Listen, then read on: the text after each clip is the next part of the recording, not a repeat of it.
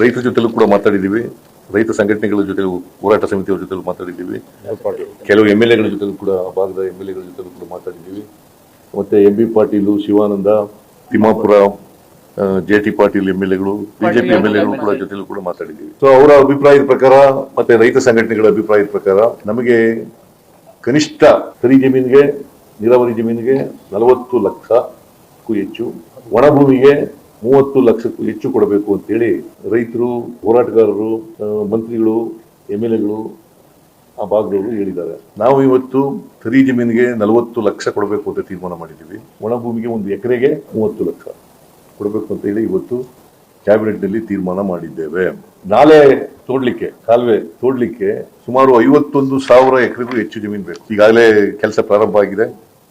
ಸುಮಾರು 23,631 ಎಕರೆಗೆ ಕಾಲುವೆ ಆಗಿದೆ.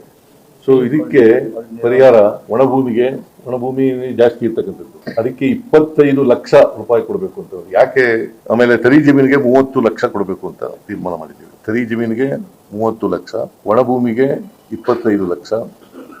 ಯಾಕೆ ಮಾಡಿದೀವಿ ಅಂತಂದ್ರೆ, ಈಗ ಜಮೀನು ಕಳ್ಕೊಳ್ಳೋರು, ಮುಳುಗಡೆ ಆಗೋ ಪ್ರದೇಶದಲ್ಲಿ ಜಮೀನು ಕಳ್ಕೊಳ್ಳೋರು ಯಾರು ಬೆನಿಫಿಷಿಯರೀಸ್ ಆಗಲ್ಲ.